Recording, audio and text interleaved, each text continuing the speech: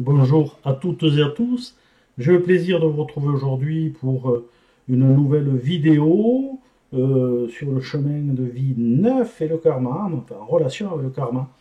Euh, N'hésitez pas à liker, à commenter et à vous abonner. Alors ce qui suit ne sont que des généralités que vous pouvez bien sûr prendre en compte, mais qui nécessitent une étude spécifique, individuelle.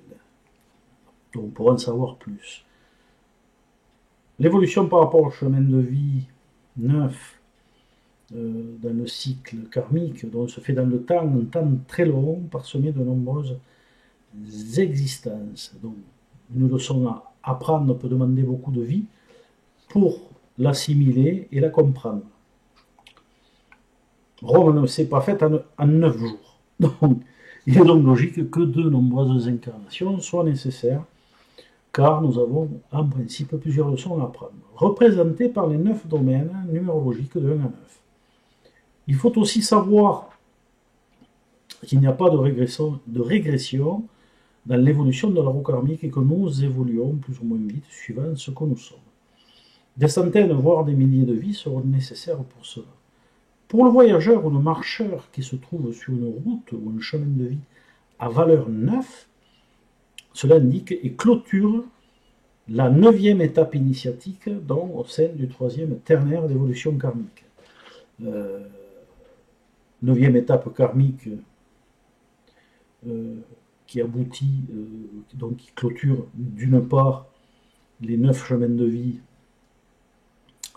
dans le cycle en cours, mais qui clôture le 3e ternaire, c'est-à-dire 7, 8, 9.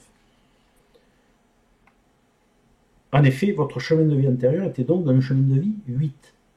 Le chemin de vie 9 est comme toujours porteur des acquis karmiques du passé, donc des potentialités de réalisation personnelle, apportant des outils qui vous permettent de travailler dans l'existence actuelle présente, donc pour vous améliorer, pour s'améliorer.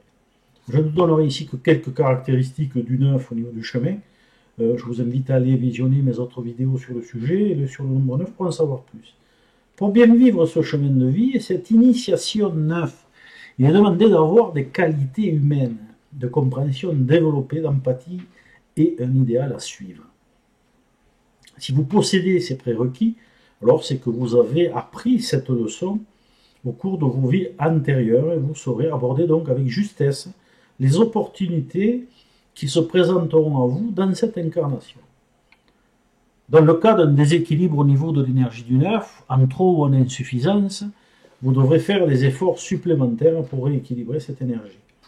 Car votre travail intérieur aura été très, je pense, assez insuffisant.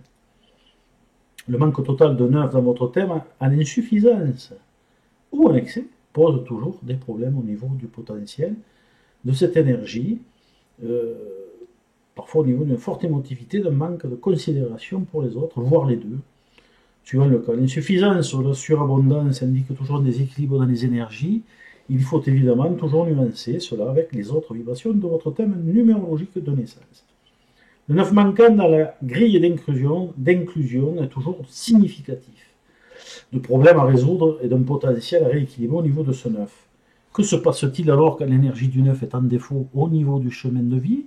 Eh bien, le destin et les énergies de la loi karmique vont vous rétribuer en fonction de vos actes passés, mais aussi présents en vous mettant à l'épreuve. Face à des situations vous demandant les qualités requises du 9. Pour les personnes ayant ce potentiel en équilibre, cela ne posera pas beaucoup de problèmes. Pour les autres, ce sera en fonction des différents aspects de leur thème. En surabondance de 9, par exemple, avec du 1 en plus, toutes les actions menées face à une situation qui vous met face aux autres devront être canalisées au niveau des tensions émotionnelles d'un ego parfois trop présent.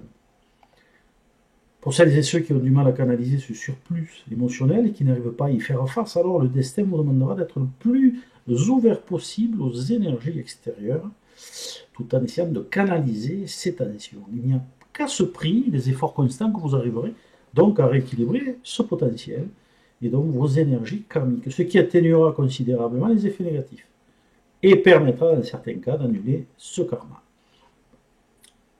Cette vidéo est maintenant terminée, j'aurai le plaisir de vous retrouver pour une prochaine vidéo. Salut!